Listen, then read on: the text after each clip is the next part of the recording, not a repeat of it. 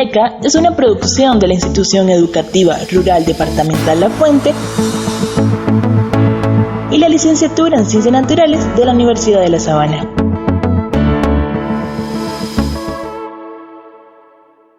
¿Sabías que tomaría aproximadamente 50 años transcribir el ADN de una persona? Si alguien escribiera 60 palabras por minuto en un teclado en un horario laboral, le tomaría aproximadamente 50 años transcribir el genoma humano.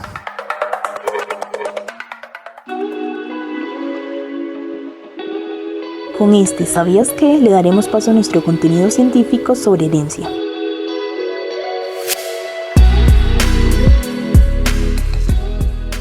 Herencia y genética. Transmisión natural. Hola, ¿qué tal? Soy Adrián Arturo, estudiante de la Licenciatura en Ciencias Naturales de la Universidad de La Sabana. Y este es tu podcast de ciencias. Hoy, la herencia. ¿Cómo se descubrió la herencia? El objetivo de hoy será aprender sobre la evolución de las ideas de herencia y sus personajes, comprender los experimentos de Mendel y por qué se le considera el padre de la genética. También vamos a comprender los términos genotipo y fenotipo.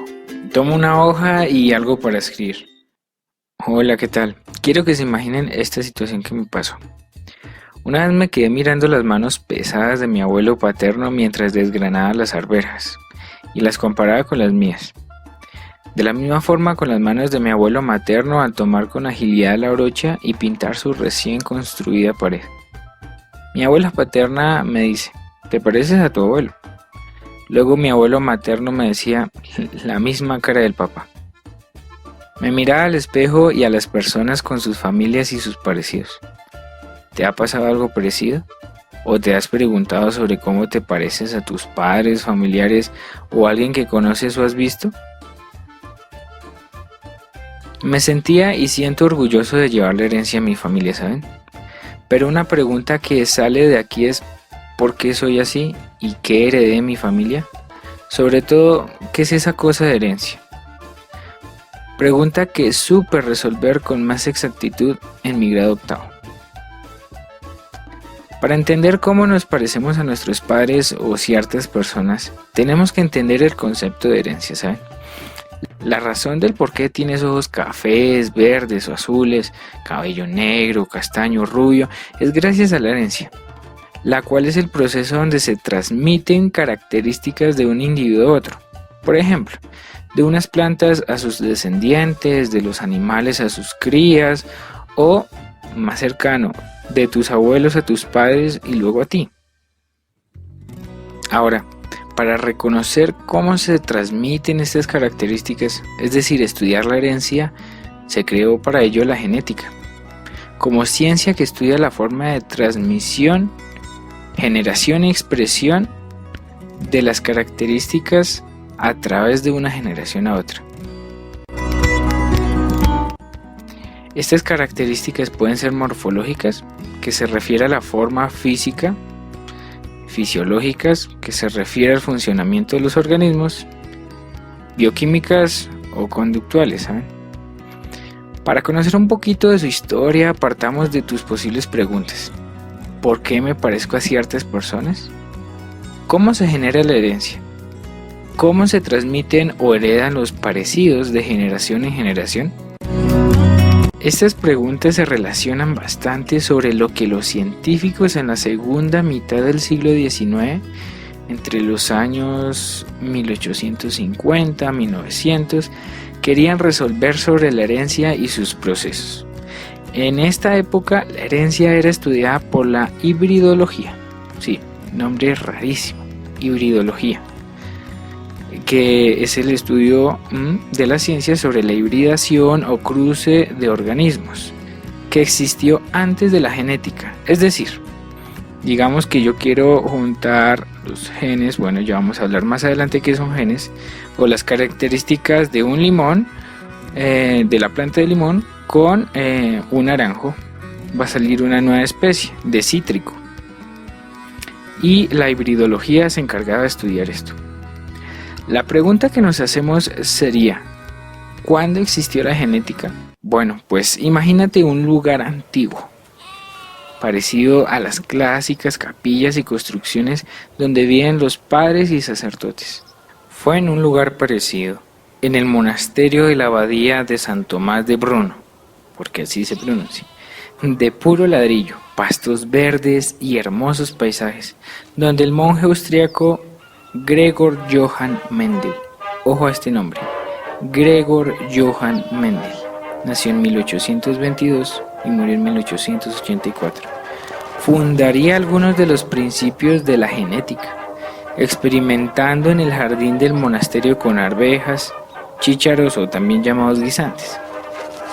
Por ese entonces, en 1866, era reconocido el trabajo de Charles Darwin, naturalista quien propuso la teoría biológica de la evolución de las especies, de gran interés para ese siglo XIX.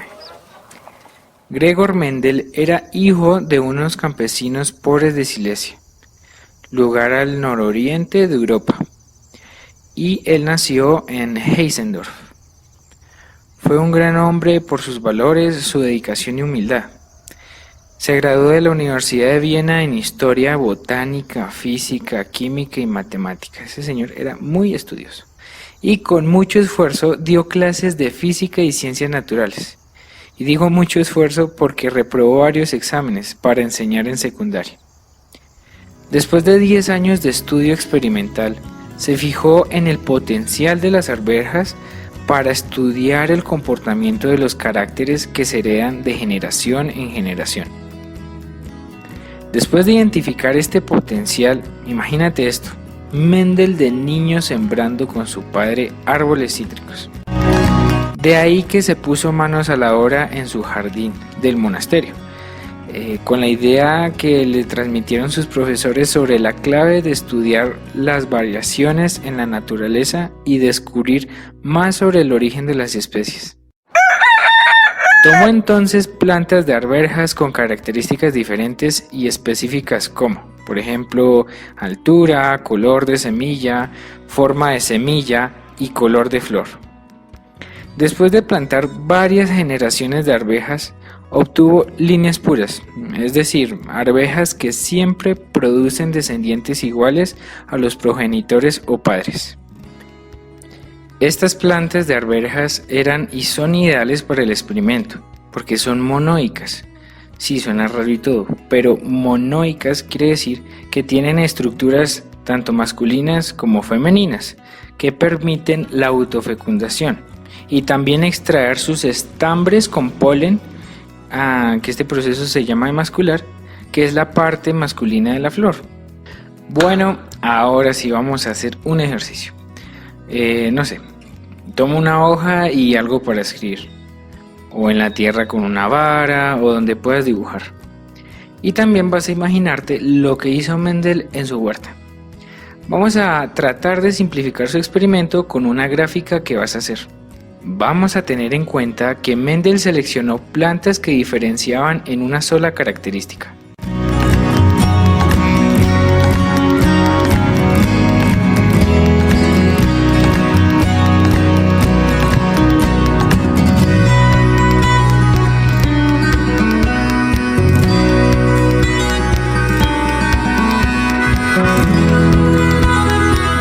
¿Listo?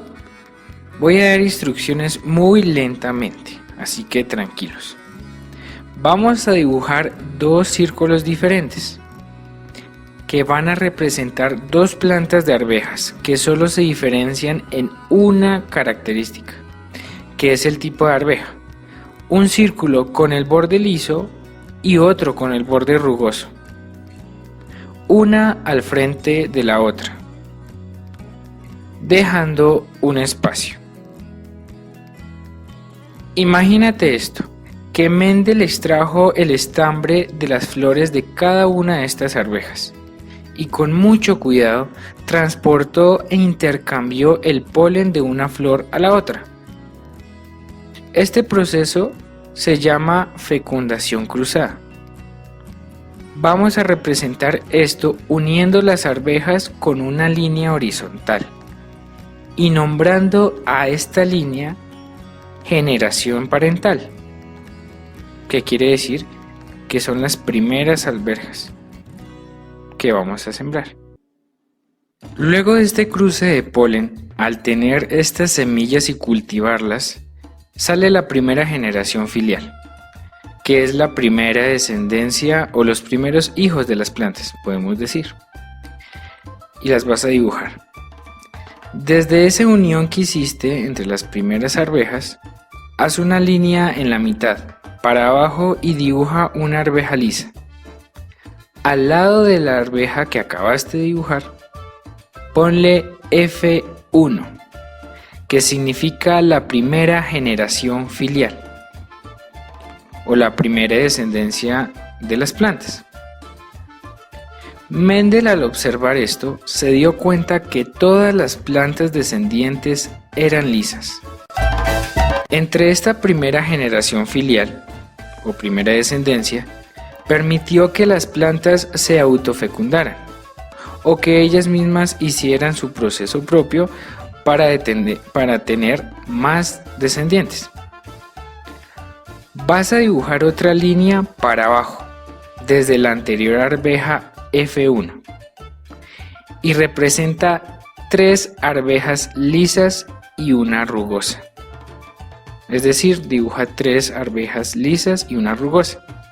Y estas arvejas representan la segunda generación filial, o la segunda descendencia de las arvejas. Por lo que vas a poner al lado de ellas F2.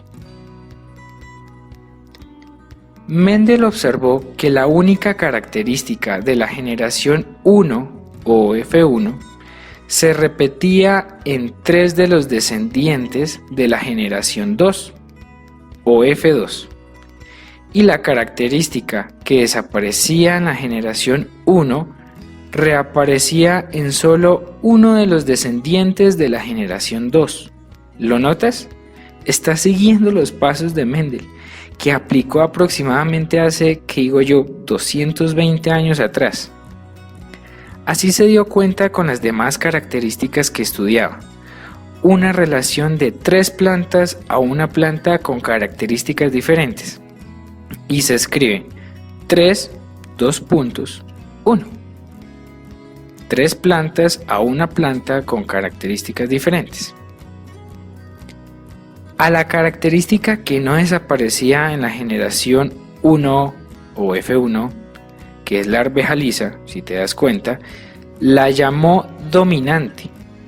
En este caso, la arveja lisa, y a la otra característica que reaparecía en la generación 2 o F2, la llamó recesiva. En este caso, arveja rugosa. Haz una línea horizontal debajo de las 3 arvejas lisas de la segunda generación, o de la F2. Y luego saca una línea debajo. Después, dibuja una arveja sola lisa. Dibuja una arveja sola lisa. Y luego vas a dibujar de a pares de arveja, es decir, 2 pares de arveja, de una arveja lisa y otra rugosa, y luego vuelve y dibuja una arveja lisa y otra rugosa, que estén juntas.